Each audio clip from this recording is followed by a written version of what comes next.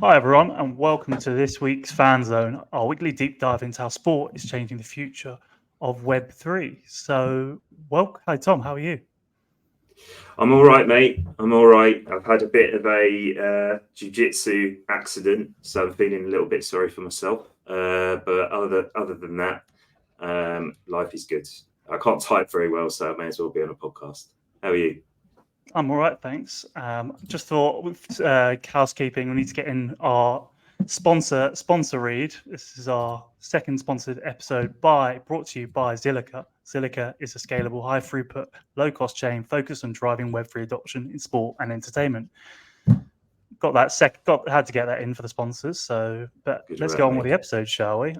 Super excited for today's guest and someone who is undoubtedly been a true pioneer in the Web3 space, both on the brand side at Addidas and more recently on the startup side as president of Science Magic Studios. Tareq, welcome to the podcast. Thank you very much, Joe and Tom. It is a pleasure to join you. And once again, apologies for the last minute changes last week for the audience. It was completely my fault, not these guys. So I'm really glad that we get to get another crack at it this week. No worries at all. Super excited to have you on, and suitably attired in your Adidas gear, Adidas jersey for those watching on the feed. So yeah, good to see you representing. You know, after you spend 10 years at a company, it takes a little while for your wardrobe to catch up. But as we were just talking about before we started, I'm a sucker for any kind of culture collaboration. So this is the Daily Paper Ajax jersey from last season. And, you know, it was either this or the Arsenal 424 shirt. So, you know, it's take a look at my wardrobe. It's all stripes still for now. I think it depends on the company, Tareq, because I don't wear a lot of IBM gear, if I'm completely honest. I do have a hoodie, but I don't wear it very often.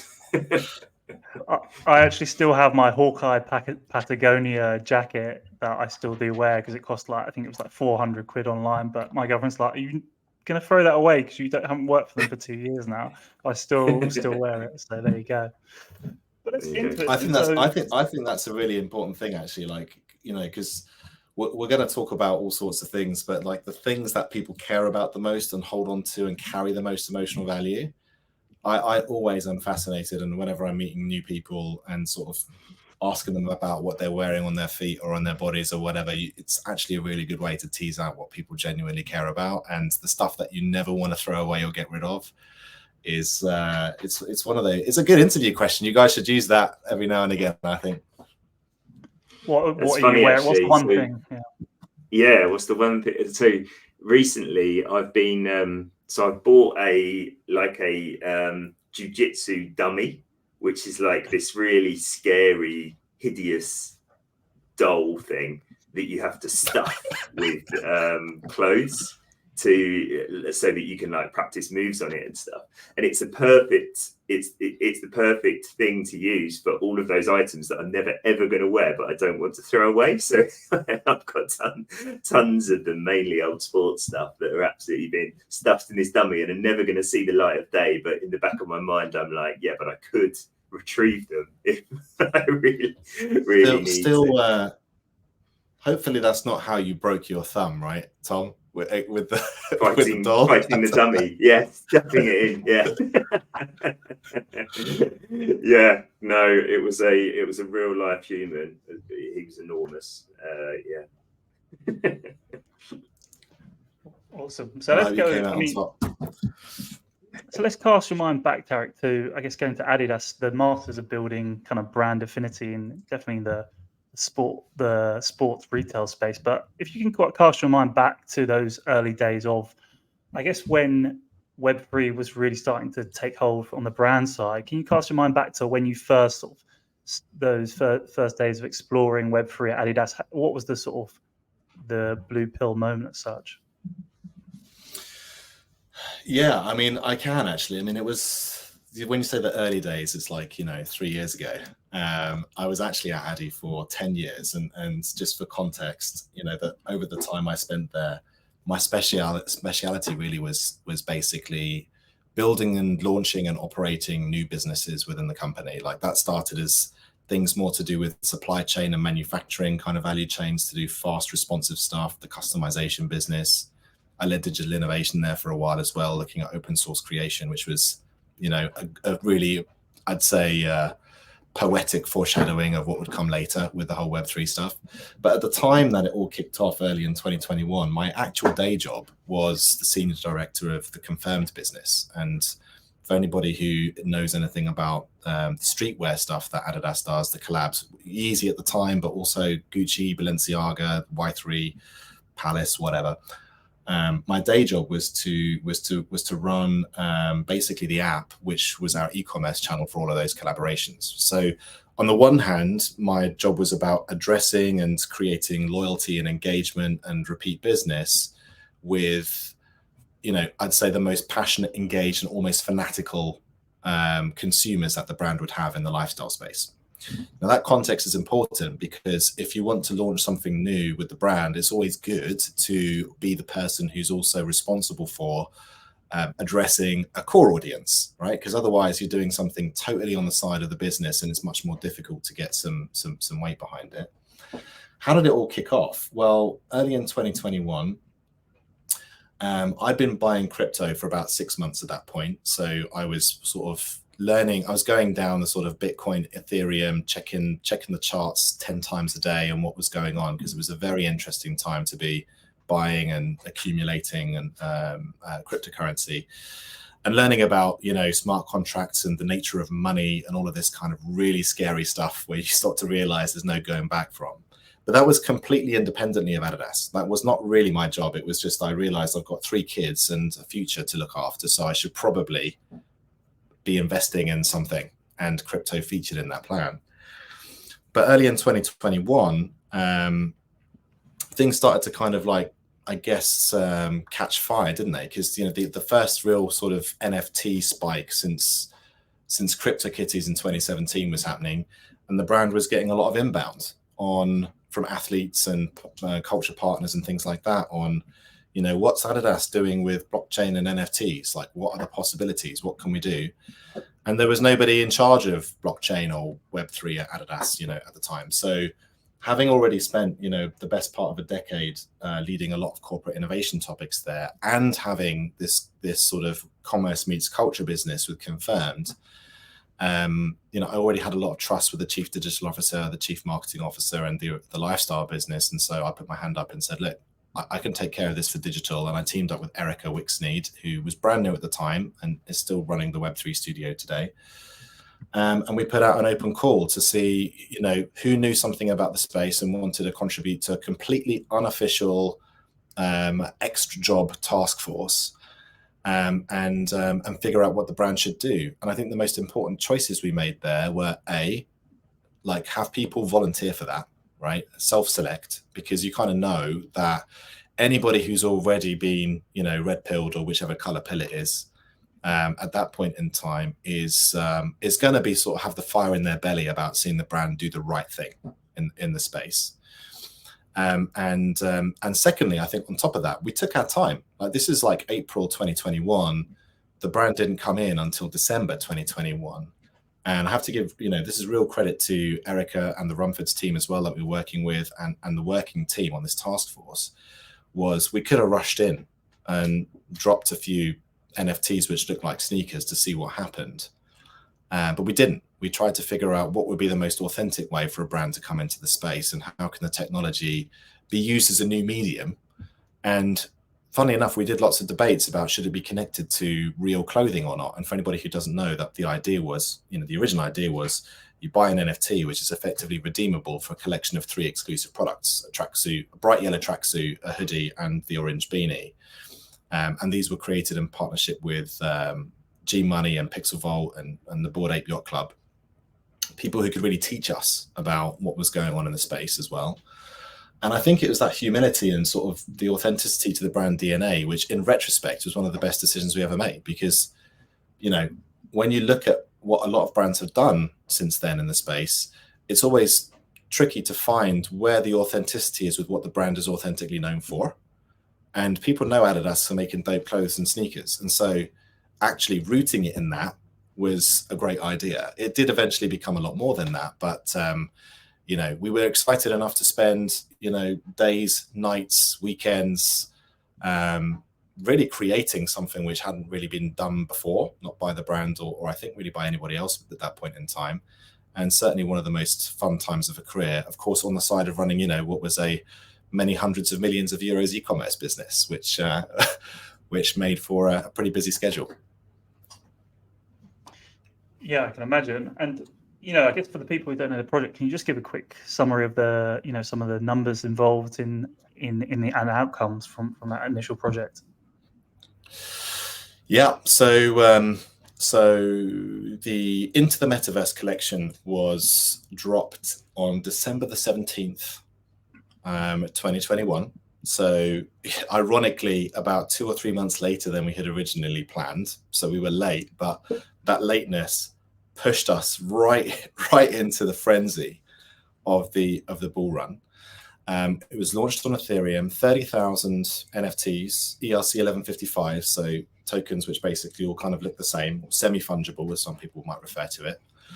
And at the time, it was priced at about 0.2 ETH, which I think was about something like 700-800 euros back in the day, right? And I guess, you know, Ethereum's kind of come close again to that kind of heady heights, but not quite touched it yet.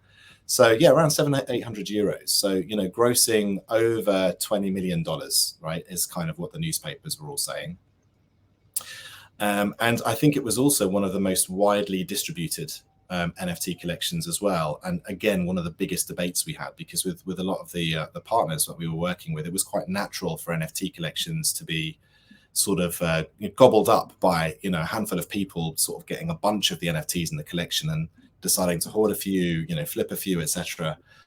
But for us as a brand, it was extremely important to say, hold on a minute. No, we spend all day, every day trying to make sure that we, you know, Yeezys and scarce sneakers don't end up all in the hands of people who are just going to flip them to make money. There are people who want to be part of it.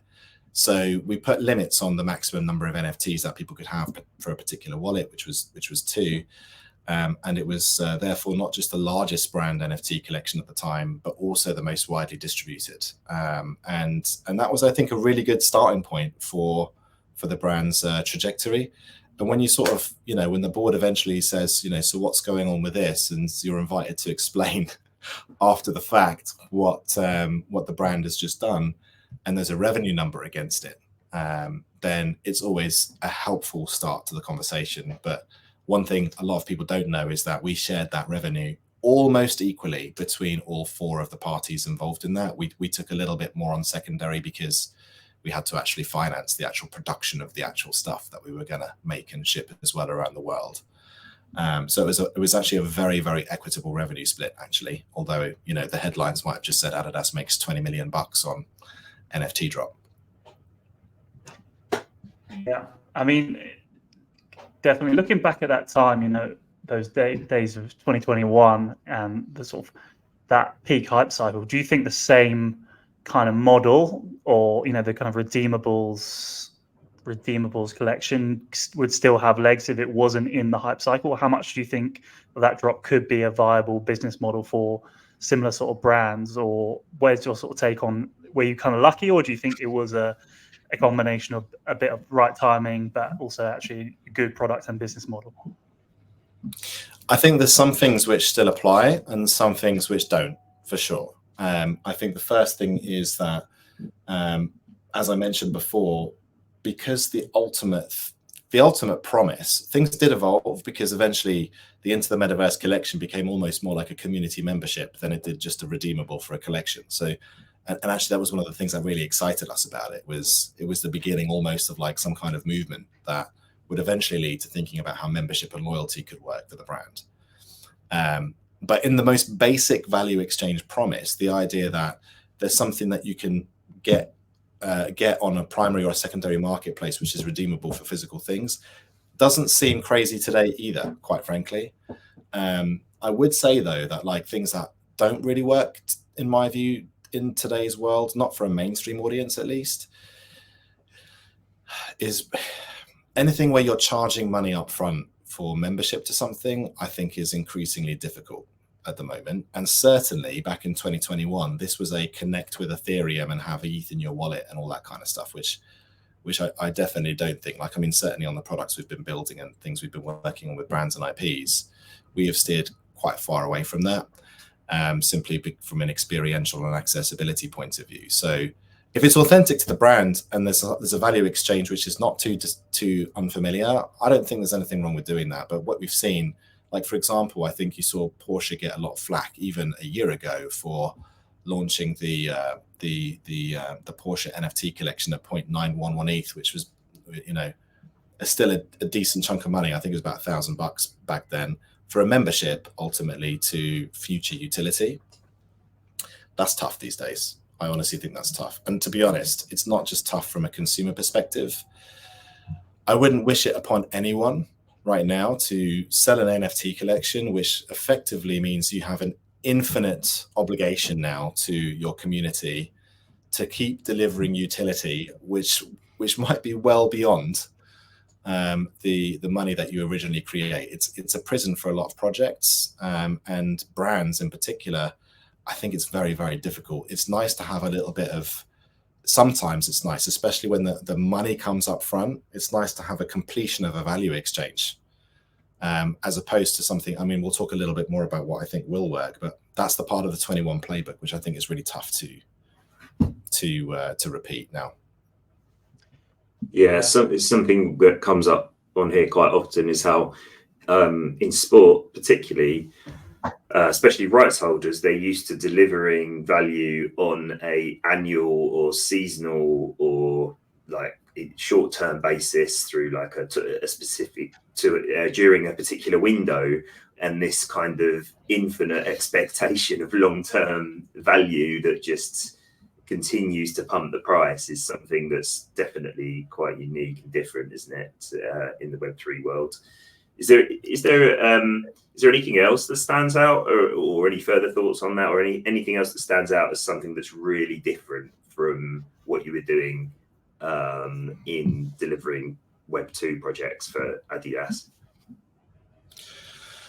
I mean, yes and no. I think, and actually, this sort of the Web2 Web3 comparison thing is one which I think is useful to an extent, but it certainly has some limitations. Like, I think, to be honest, like the decade I spent there was really more of a story of corporate innovation. So whether we were looking at NFC tags or customization or open source creation, like whenever you're doing something new in an environment which has got a core business, which is optimized to sell sneakers and apparel or widgets or hotel rooms or whatever it would be to a bunch of consumers, you're always dealing with the dynamics of innovation within a core business environment, right? I mean, the innovator's dilemma sort of refers to it as there's exploit your core business and explore new businesses.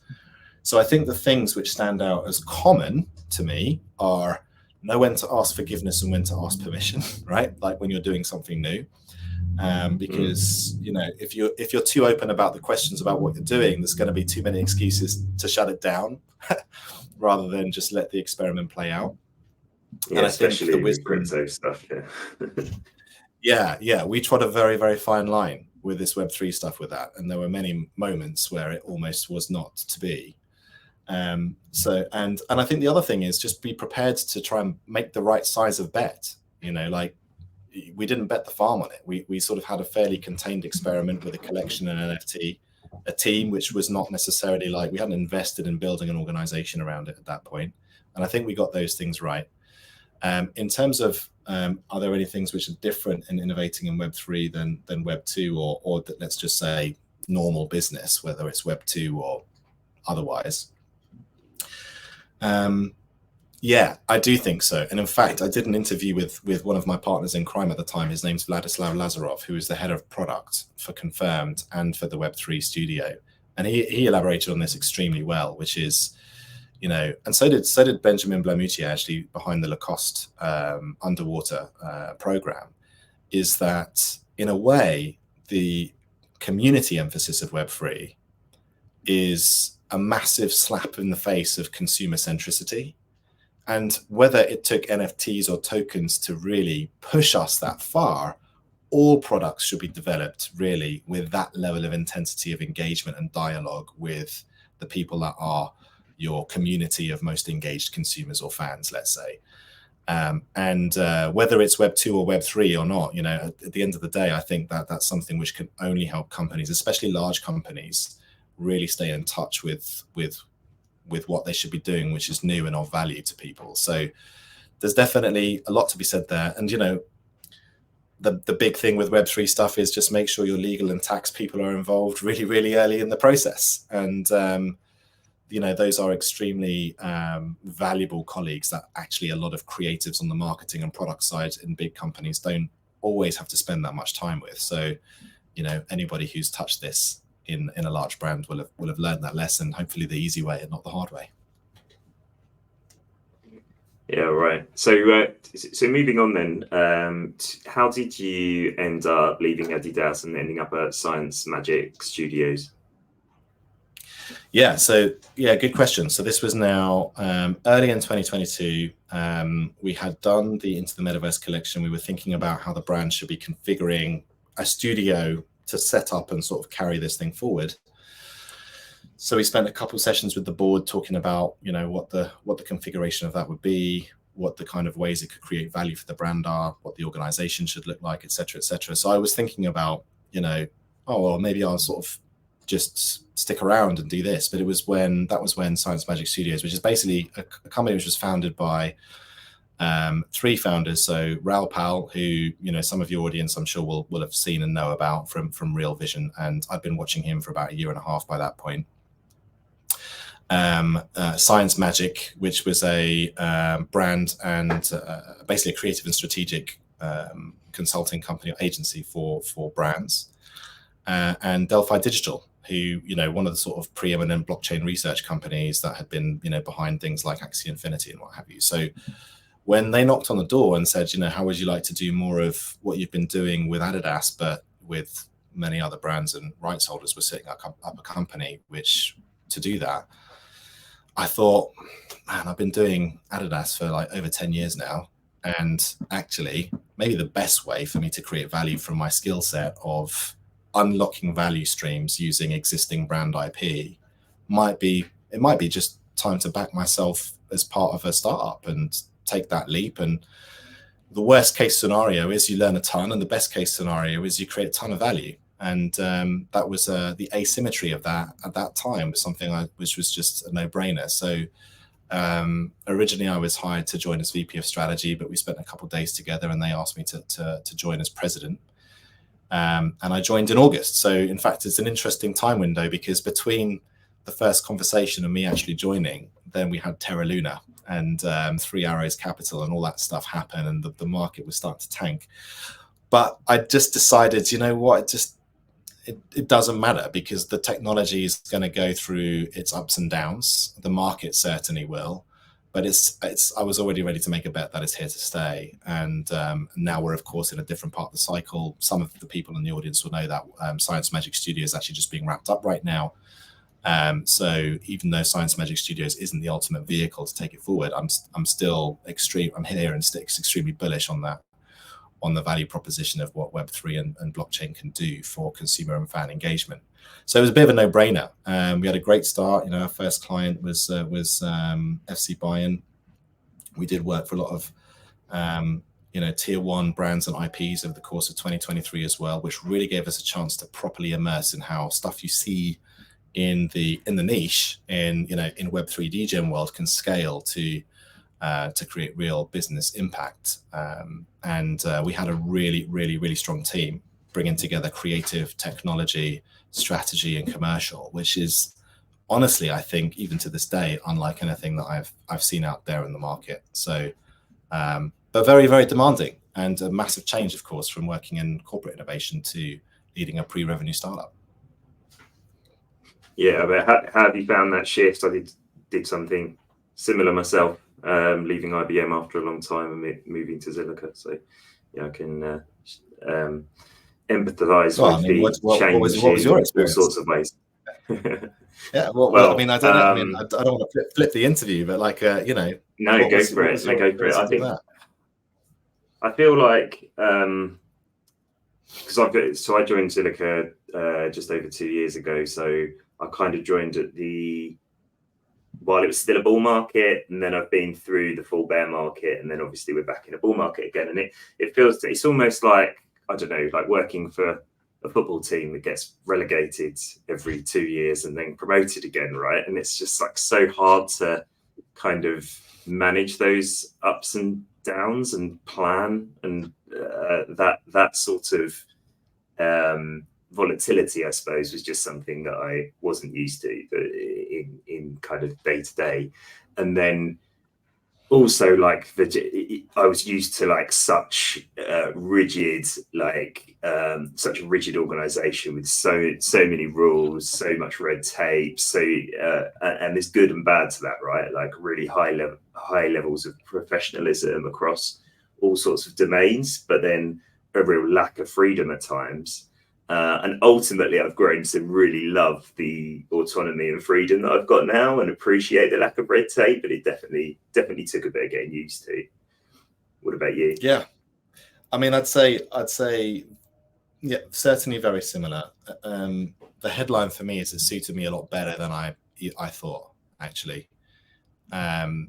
I think when you've spent a long time in a corporate environment, no matter how much your job is to kind of be an agent of change, shake things up and do new things, without realizing it, you have a lot of respect for obstacles and boundaries and accountabilities around you, which I think does put a self-imposed limit in reality on the impact that you create. So I thought, you know, especially joining as president, being responsible for hiring, for strategy, for commercials, for the actual, you know, client engagements and all that stuff, I realized that I'd probably been underestimating myself on quite a few areas for a while. I'm probably overestimating myself on others as well. Like, I mean, hiring, for example, in a corporate environment where you've got a very strong corporate fabric to sort of, you know, invisibly aid in sort of cultural fit and things like that. It saves a lot of time and wasted effort. You know, when you're still figuring out as a startup what sport you're playing, to use the analogy, and you're not quite sure if you need a midfielder or a striker or, you know, whatever. You need athletes who are sort of versatile, and the first ones that you select are going to have a really outsized impact on the culture that you're building as well, right? Not to mention your own behaviors having a massive, you know, impact on the culture of a small company. So certainly I think I'd underestimated myself in a lot of areas and probably taken a couple of things for granted. But the reason I say it suited me was because, you know, my calendar was much more my own. And the candor with which I could communicate was through the roof. Having this sort of special source of multi-skilled people in a really small, tight-knit team is exactly the strike zone I love to play in as well. So I want more of that, actually, I would say. You know, even after it being such a choppy 2023, you know, like the original thesis for Science Magic Studios was born in 2021. And we just talked about you know, how much of the actual prevailing wisdom carried over through 2022, 23, and now 24. And the original thesis was around, you know, if you've got major brands and IPs and artists and talent who will be launching token economies, then a team which can help to make that experience, economy, and value exchange as compelling, valuable, and shareable as possible, right? Because the idea was actually that we would co-create and share value between brands and talent and communities. I mean, that wasn't a thing by the end of 2022. The idea of launching token economies and having like a fungible token / possibly security was over. So you've already got to figure out, like, well, certainly over for any kind of, let's call it like very conscious, regulation conscious companies, right? People who there's a lot of downside to launching a token and it not being the right thing to do. So you have to already pivot. So we pivoted into, you know, basically helping brands and rights holders actually develop strategies, concepts, and launch them. And, you know, through 2023, it just became increasingly difficult to make that stack up economically as well, because, you know, even the BCGs and McKinseys have had trouble, you know, making as much money as they usually do, let alone an agency and advisor operating at the bleeding edge of a technology where the market isn't the toilet, right? So it was very, very difficult to make that stack up economically, even with a really small, tight-knit team. And so we ended up also pivoting into product, right? Because, if you can't tell, then show, right? It's kind of the first rule of songwriting. You should, if you can demonstrate, it's about 10 times more powerful than relying on your client in a brand to have the same extent of vision and courage that you might do as a sort of proper agent of the change in Web3. And that was what led us to developing a product in fan engagement. And I think it's actually probably, to foreshadow maybe something coming next, it was also to make a choice about where you want to plant your flag as a small company. It's a really important choice. And we picked sport. And we picked sport for a reason. And I think that's one of the reasons that we're having this conversation. Coming from Addidas lifestyle business, the assumption might be actually we'd probably start off, even our CEO is chair of the British Fashion Council. We had a lot of right to play in the space of fashion. So why sport? And it just became very easy. We just had the same kind of brief a few times, which is we don't know our fans. And we think it's probably time that we started knowing them, because we can't monetize them directly and as well if we don't know them. And from a sponsor-facing point of view, we can't flex how much we know about our audience or how accessible they are if we don't have direct contact with them. And I thought, well, that's a compelling brief, because this is a job of disintermediation, which effectively is one of the major things that digital assets provide, number one. And number two, as somebody who spent, was responsible for a budget of millions of euros to create content and experiences to get people coming back to your shop to buy sneakers and apparel, right? Or even consume content. Sport has a ready-made calendar. It's sitting right there. Like, if you're a fan, like for me, it's F1. For most of our team, actually. That's what we, in fact, I'll explain a bit more about what's in the background, perhaps. But we tested it with F1 fans because we were like, look, there's a calendar 9 months of the year. We don't have to spend money or energy on creating traffic for something that you're ready to watch, dial into, participate in, talk about, brag about, whatever, almost every week of the year. So what's the missed opportunity is all that cultural energy is kind of swelling and then dissipating and swelling and dissipating. And the IP rights holder, whether that's a team or a league, is sitting there letting that cultural wind go past them, because most things are basically licensed out and their fans are on the other side of an intermediary, and they have more right to create value from the intellectual property which inspires the emotion. They have more right to do that. So it just felt like a very compelling business problem to be solved, where the actual technology would have a very legitimate way of addressing that problem. So, we're sort of mixing two stories now, right? Like, what's the thesis of where the value creation opportunity could be, and why I'm so bullish on sport? And also how to navigate the environment as a pre-revenue startup, which is trying to figure out how to find its footing. After having, I think, in retrospect, what was probably too general and high level a thesis behind it. We ended up planting our flag in that space. That's a lot. I mean, have I lost you? I mean, I don't know if I've lost anybody there, but bring it to life for us, Tareq. So tell us about Project Trace and what's on the wall behind you. Yeah, so I mean, this is the brief you just heard me talk about, and we decided to create a product called Trace, which you can still go check out at trace.fan. And the main sort of thesis behind Trace is about turning anonymous fans into known audiences, and doing that through the medium of digital memorabilia. And that digital memorabilia would be basically created using an under-leveraged piece of intellectual property, if you want to sort of sit on the side of the rights holder, which is event data. And event data is monetized through betting companies and what have you, normally, but usually rights holders retain event data for marketing purposes. The question is, how do you make it meaningful for fans? And we said, well, every event that happens, it leaves a trace. And if there's a fan who's watching this thing somewhere remotely, or even scrolling on social watching highlights, they're part of the conversation, but there's nothing to show for that. So let's take underused data, turn that into digital memorabilia, which you can collect for free, and use that as a way basically to acquire fans into the ecosystem of a rights holder.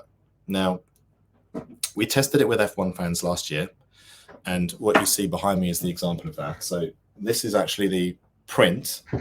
I'll go this side so you can still hear me in the microphone. This is a print of the trace from the Mexican Grand Prix last year. It was the very first one, which is why it's the one I hold behind me in my Zoom calls. And what this basically is a piece of art which is generated from event data in the race. So you've got the Mexico track. There's every lap is kind of sort of like cascaded in this kind of nice flowing graphic here, and you can see there's some color coding inside there. Here's where Checo crashed out the first corner at his home race, which is why this thing is called Tears in Mexico. There was a red flag. Lando Norris did 17 overtakes and was driver of the day for like the third time of the season. And it just kind of looks cool. And now when I have people come over and they ask me, so what is that? I get to talk about it. I get to talk about my favorite thing again. They're like, oh, it looks kind of cool. Like, what is that? Tears in Mexico. Like, what's the story? And it gives me as a super fan, or any super fan who collects these things, the opportunity to talk about the thing that they love. It's like a secret language which only super fans truly understand. And but somebody who's not a super fan can be curious about it. Now, this is a physical print, right? And that's a physical print that you could only buy from the Trace shop if you have the Mexico Trace. And that's where the blockchain piece comes in, because not anybody can buy that. Only people who claimed this token before lights out on Sunday, which is provable scarcity because it's on chain. Not that anybody gives a flying S whether it's actually on chain or not from most fans' point of view, but it's provably scarce, meaning that in this case it was 178, but this was the sort of the alpha test to make sure it wasn't kind of broken. But we had 5,000-6,000 people claiming these things each race for the last 3-4 races of the season last year. And there will never be another Trace made, right? Only if you're there at that moment do you get it? Can you claim it through the Trace app? And then after the race, we basically go back through the race and try and come up with the most interesting storytelling asset to capture that. And the reason that we think that's interesting is because now, if you imagine, we didn't do this with any permission, right? We just did this with F1 fans in partnership with Box Club, which is an app that, by F1 fans for F1 fans, and they love this. So no, you'll see there's no F1 kind of like brand devices or fonts or colors or whatever on there. But when you start thinking about what it might mean if if the football league or team or whatever were to start doing this thing and they insert their intellectual property here, then it becomes quite interesting because it starts to look official. And if I'm collecting every trace across the season and I'm unlocking a special 4th jersey or a bit of merchandise or even things that allow me to flex my status as a fan online, right? Not to mention potential experiences hosted by the IP themselves. It effectively becomes like a low-lift fan engagement and loyalty program, which is free to engage in for fans, but allows you now to capture first-party engagement data, monetize them directly doing things like this or apparel or whatever, and potentially also flex that with sponsors. So if McLaren were doing this, for example, and it was brought to you by Jack Daniels, then collecting enough of these things would give you access to buy, a $200 bottle of Jack Daniels just for McLaren fans who are proven, right? That's the kind of stuff people want to have sitting on their shelf, and they can't wait to have somebody ask them for it or pour a little glass for one of their best mates when they come over. And like those are the things that we think are missing. This is the trapped value, which is currently not being unlocked through sponsorship partnerships between IPs and brand sponsors, because the fan isn't part of the equation in the relationship in a real tangible first party data way.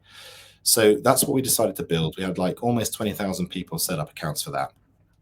Incredible retention statistics, given that we didn't make any promises about what anybody would get for collecting these things.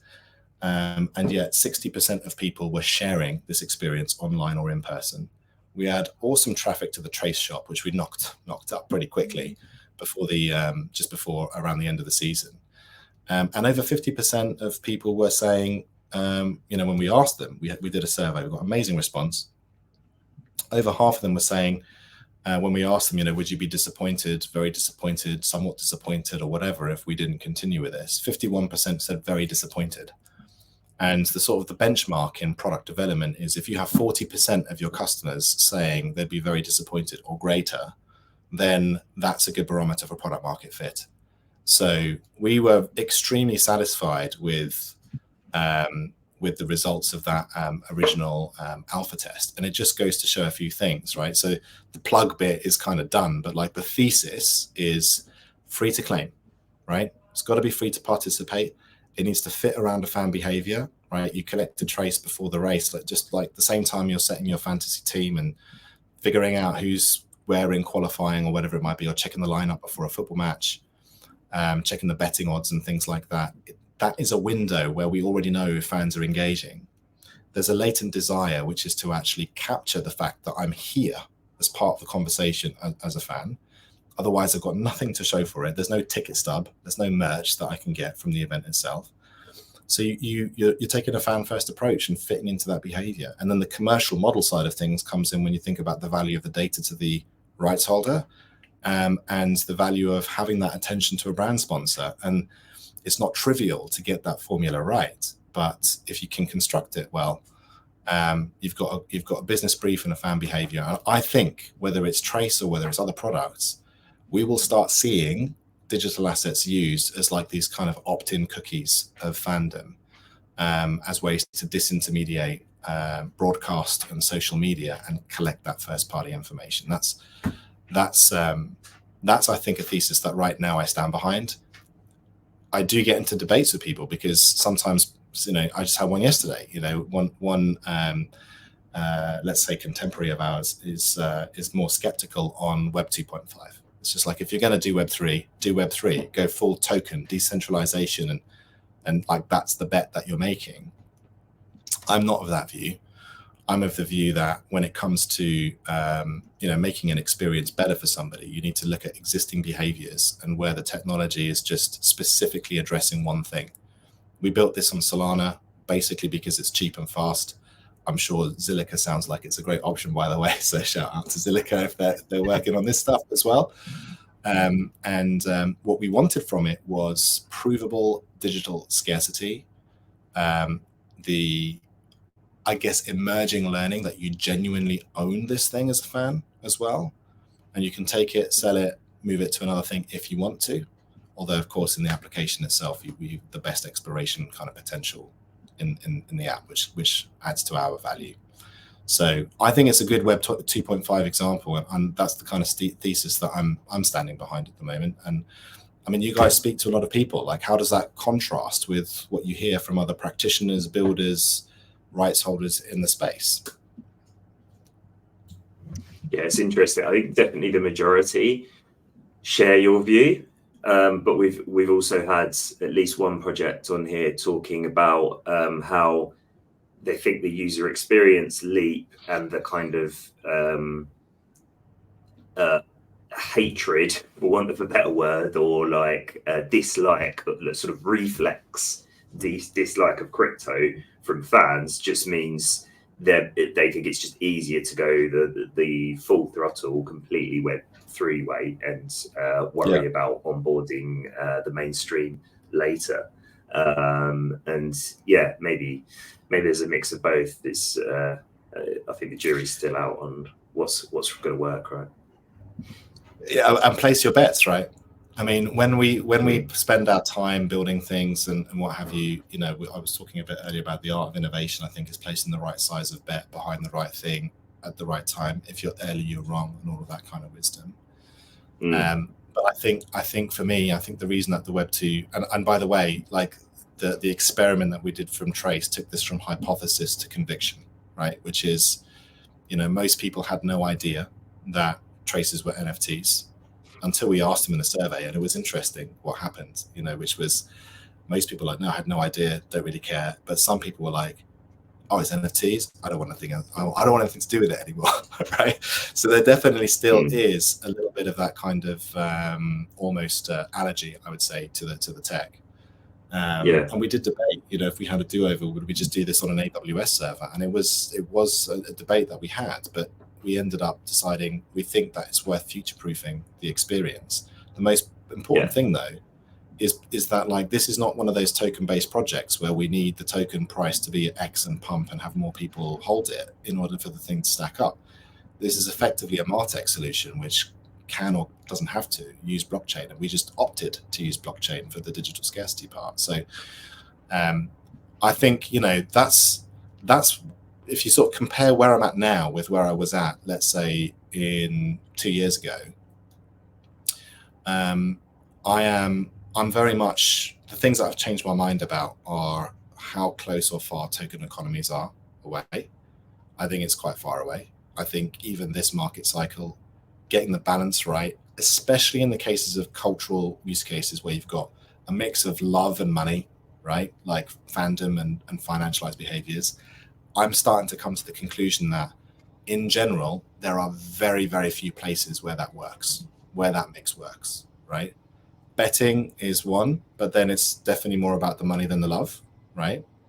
Art is another one where I think there's camps, right? There's collectors who really appreciate the culture of the thing, and there's people who might have a bit of that, but are really sort of thinking about the commodity value of the art itself. But because the only intrinsic value is the actual artwork, you don't get into conversations about things like utility as often. I think when you think about fandom and engagement and like the fact that I opt in with my heart every single week, adding a financialized layer to that, which is, you know, what do I get in what do I get financially in return for that? I think it corrupts, it perverts the actual course of the relationship, and I haven't yet seen somebody strike the balance that well, and that's why I'm sort of leaning on the side of Web3 being less financialized in cases of culture and use cases around culture is probably the right way to go. Yeah, I think I agree, definitely for now. Like, I think it's interesting to think about what's had traction so far. And in sport, the obvious answer is, well, NBA Top Shot was the one that kind of got everybody's attention, and that was very much on the Web 2.5 side, right? But it's interesting to think, well, actually, if you look at gaming, the first examples that would come to people's mind are like Axie Infinity, maybe DeFi Kingdoms, ones that are games that are actually were not existing IPs. They're brand new games that were fully degen and like basically like yield farming experiences, which is very different. But generally, I think when we're talking about trying to activate existing brands with their own kind of culture, existing fans, their own PR teams and reputations and stuff, it seems to me that it's a lot safer bet to go on the more on the Web 2.5 side. But it's it does raise a question though, doesn't it? Because like you do, and like I'll be really open, and I think that, you know, the value of this to your audience, I guess, is when you don't just have the sort of the scripted, this is the answer, and, you know, plug your point of view, but we've got to be vulnerable about the things that we're not sure about. And one of the things that was attractive about Web3 in the first place was the actual ideology of decentralization, the ideology that the like consumers and fans, they do contribute to culture and cultural capital, and yet the value is accrued generally centrally. And so shouldn't there be a sort of fair compensation for that, right? And so you kind of do get into a bit of a debate around, well, have you just, if you're deepening the fan relationship and using that to create more monetization opportunities for an IP, are you just being more extractive? And are you part of the problem as opposed to part of the solution? Which I think is an acceptable question. But my view on it is, well, actually, if you think about value for a fan, like for me, I'm not sure you can put a price on the fact that when you express your affiliation, support, or just adulation for the things that you love, and almost to the extent it speaks to your identity, I don't think you can put a price on that. I don't think it's unfair to say that actually should be weighed on the scales of value. And, you know, for example, being able to sort of have things like this, or like my little McLaren helmet from the Paddock Pass and Paddock Club in Silverstone, or just prove that like I've not missed a race in 5 years and there are things that only I get to have as a result of that, even if I'm buying them, that's value. That's value for the fan. And of course, if that is monetizable, it's value for the IP. So I might have, let's say, the pendulum for me has swung from selling sneakers and apparel to, you know, to fans who are sort of super collectors, to thinking about full decentralization and open sourcing, co-creating with communities and the rest of it. A little bit more into the middle of like, what's the right dosage of love and money, and how do digital assets really help that? And that the angle to me, which by the way, DTC brands, direct to consumer brands, have been pushing on for 15 years, is you need to know who is your fan or your consumer, because you can create more value for them and for you if you have that relationship. And the role that digital assets can play in disintermediation is the connective tissue. Right. Adam Brotman spoke about this a lot, actually, the guy at FANZON3 who was advising Starbucks at the outset of Odyssey. He's the former CDO of Starbucks. The way he speaks about it is you try and think about how you can make your proposition better, stickier, more lasting, more valuable for its user.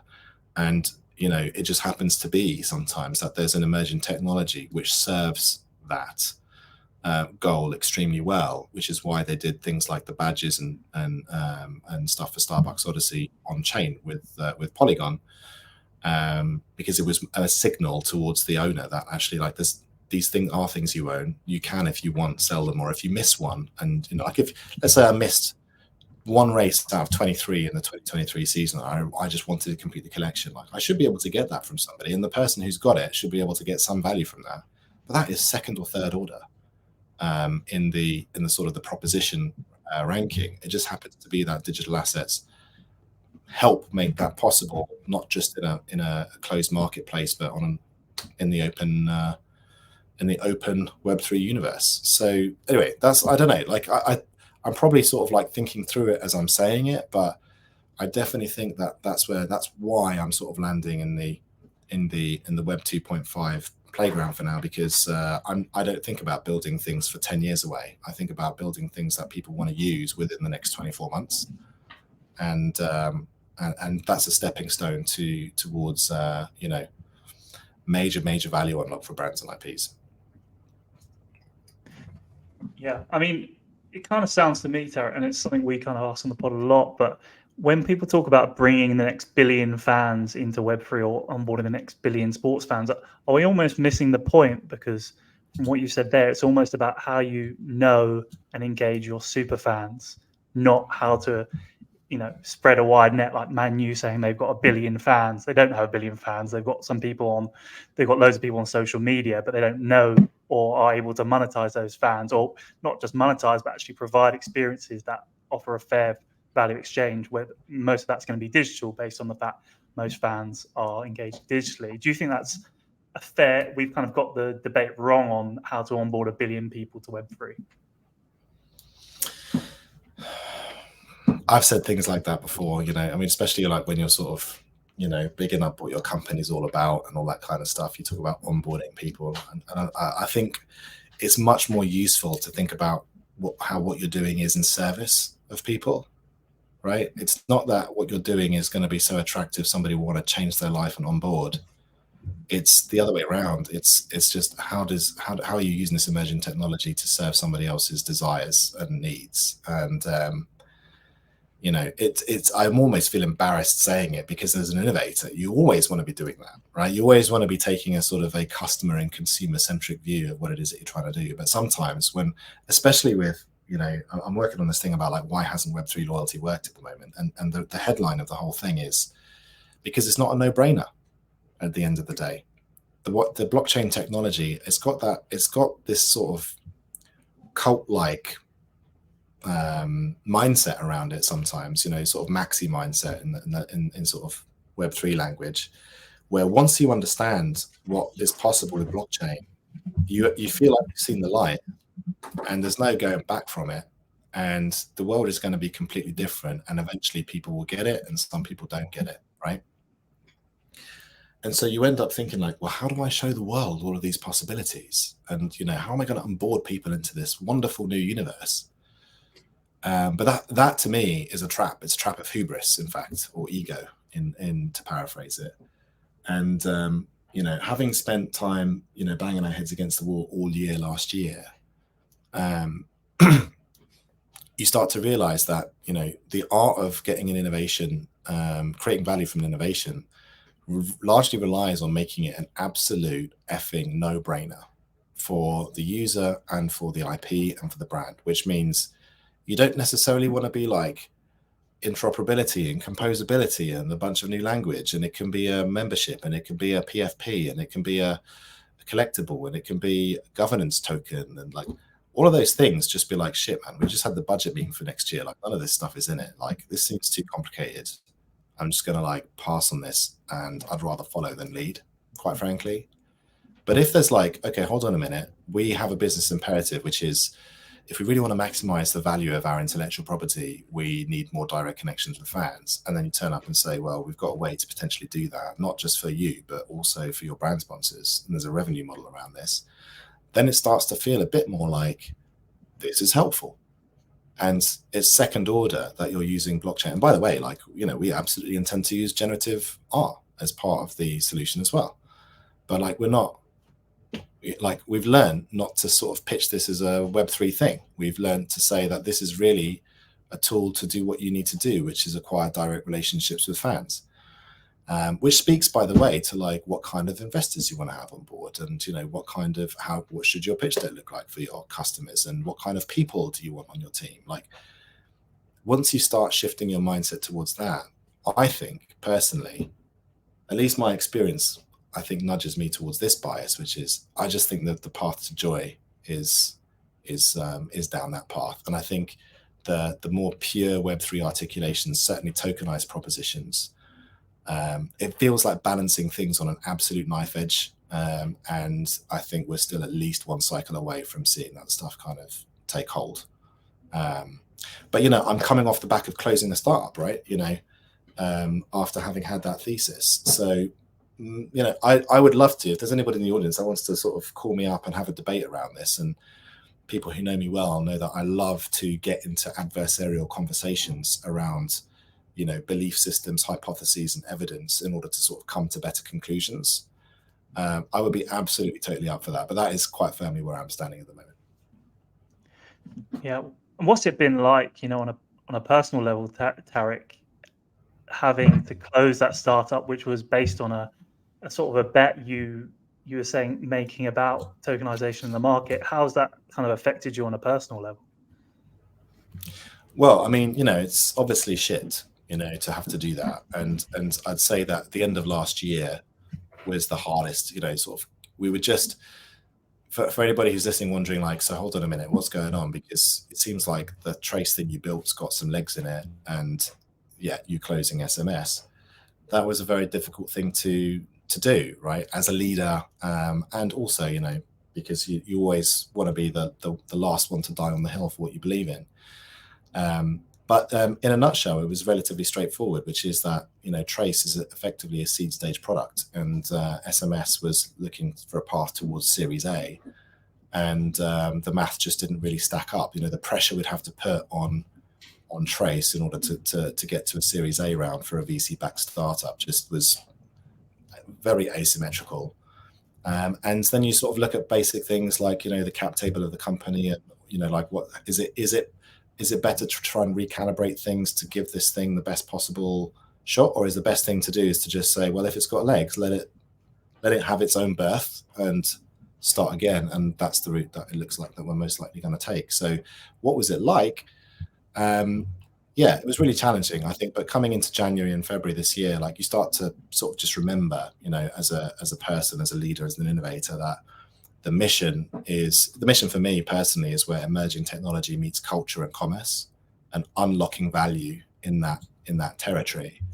And Science Magic Studios has been a fantastic vehicle to sort of immerse very deeply on the blockchain side of that. And we come out with a lot of wisdom which we can carry forward, but the vehicle probably isn't the right one to carry the mission forward. And so, you know, sometimes you have to kind of do a bit of letting go. But you know, it's, as you can probably tell, like, we don't think it's kind of over yet, because there might be a new incarnation of what we do, taking trace forward, and there are certainly some conversations I'm having about that, because you're tempted to put it down for a minute, and then you realize that there are just too many people in the position of IPs or brand sponsors who share your view on the opportunity, and then you're like, well, good, because I certainly feel like there's unfinished business here, big time. So that I'm not fucking leaving meme comes into play for you then, Tareq. Yeah, I mean, at the end of the day, like,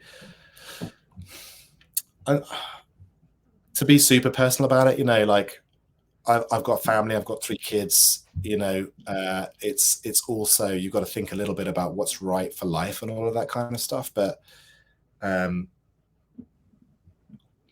these are not decisions that you always make with your head. Like, you sort of have to listen to anybody who goes on my LinkedIn will realize that, like, the last 3 months have been quite spiritual in sort of thinking about the alignment of head, heart, and gut on decision making in life. And when you're compelled, I think, to explore a particular hypothesis, and you've got people who want to contribute to that, and you can see an economic case for it, you kind of don't want to put it down. But in 6 months' time, will I still be banging my head against that? It's really difficult to say. You kind of just got to go with it, I think, for a little bit. And certainly we're pushing to see if there's commercial legs in what we're doing, because the evidence is strong that there is. So watch this space.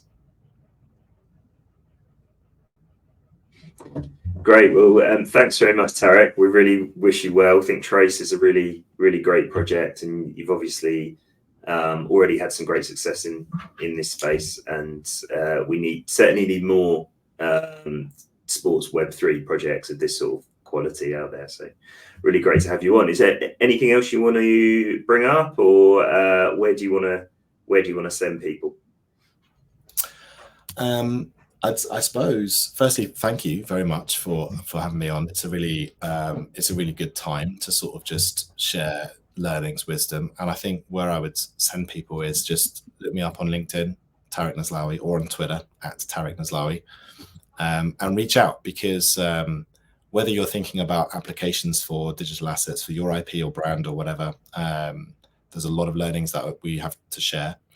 Or whether it's about Trace, or whether it's just about, like, you figuring out your own position on 2.5 or 3 or whatever it is, just please DM me and reach out, because high quality conversation and there's a few people who really, I think, are going to be pushing the space forwards, and I would love to be in contact with any of those. So check out Trace at trace.fan if you're curious to see what it's all about. You'll see last season's collectibles on there, and yeah, that's probably it.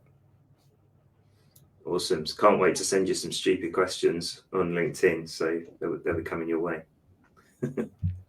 Wow, I think you're surprised at, like, what qualifies as a stupid question now. Like, there's just nobody knows what to believe on AI or blockchain or any of it right now. So I think sometimes if you can get the right group of people into a dialogue, I think it's really, it can do a lot. It can save people a lot of time and energy. So anything I can do to contribute to that. It's all about spatial nowadays, isn't it? So yeah, that's true. Sorry. Yeah, I'm behind the curve. That's it. Awesome. Tareq, thank you so much for joining us, and hopefully we'll have you back on the podcast at some point in the future. Yeah, well, I mean, hoping to have something to talk about. So look forward to that moment, and thanks again for having me, guys. Appreciate it. Thanks, Tareq. Cheers. Thanks, Dave. Catch you later.